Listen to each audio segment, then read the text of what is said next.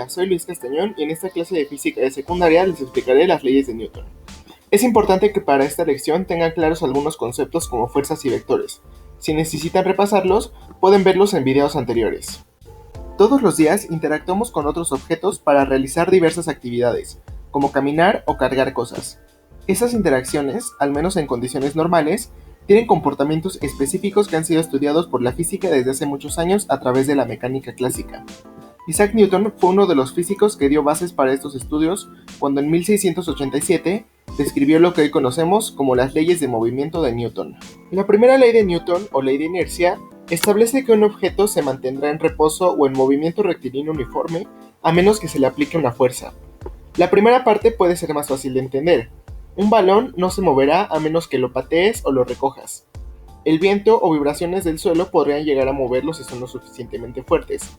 Incluso si lo pones en una superficie inclinada, la fuerza de gravedad sería lo que provocaría el movimiento.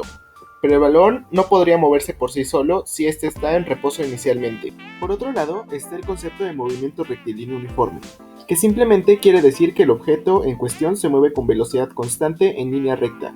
Y por la ley de inercia, un objeto así tiende a permanecer con este movimiento a menos que una fuerza lo haga cambiar.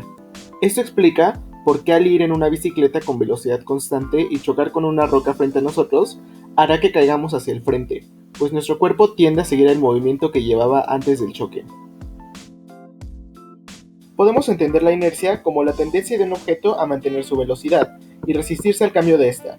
También depende de la masa de los objetos. Es por esto que si un camión y un auto viajan a la misma velocidad y comienzan a frenar a la par, le tomará más tiempo al camión detenerse, puesto que este tiene mayor masa y requiere más fuerza para cambiar su velocidad.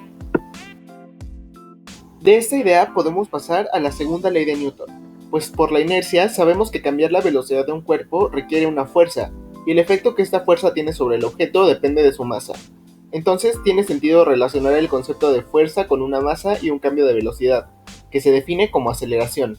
Esta ley se resume en una elegante fórmula matemática que establece que fuerza es igual a masa por aceleración, y permite cuantificar el concepto de fuerza en las unidades que conocemos como newtons, que son kilogramos por metro sobre segundo cuadrado. Si pensamos en un objeto en caída libre, su fuerza estará dada por el producto de su masa, por ejemplo 2 kilogramos, y su aceleración, que por la gravedad de la Tierra sería de 9.81 metros sobre segundo cuadrado, resultando 19.62 newtons. Esta fuerza se conoce como peso, y como hemos dicho en otras clases, no debe confundirse con masa, que se mide en kilogramos. Usualmente representamos el peso con esta fórmula, donde W es peso, M es masa y G es la aceleración de la gravedad. En el ejemplo anterior, por ser caída libre se asume que la única fuerza que actúa en el objeto es el peso, pero usualmente muchas fuerzas actúan sobre un objeto, y la aceleración que éste presenta será el resultado de la suma de estas fuerzas. Para esto no debemos olvidar que la fuerza es una magnitud vectorial. Entonces, si un objeto está estático sobre el suelo, es porque la fuerza que ejerce el suelo sobre el objeto es igual a la fuerza del peso del objeto, y debido a que tienen direcciones opuestas, al sumarlas, la fuerza neta es cero. Y si un objeto tiene fuerza neta de cero, es porque se mueve a velocidad constante, o como en este caso, no se mueve.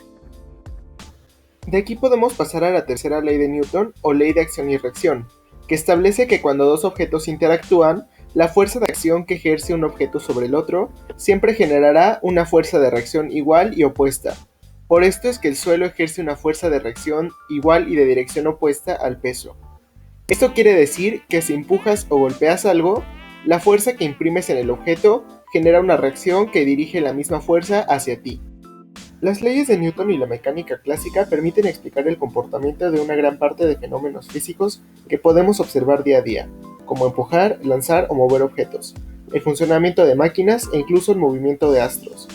Quizás encuentres interesante saber que para objetos que se mueven a velocidades cercanas a la velocidad de la luz o partículas de escala subatómica, la dinámica clásica no es aplicable, y esto ha hecho surgir otros modelos como la teoría de relatividad especial o la teoría cuántica, pero seguramente no tendrás que estudiar estos temas a fondo a menos que te dediques a ello.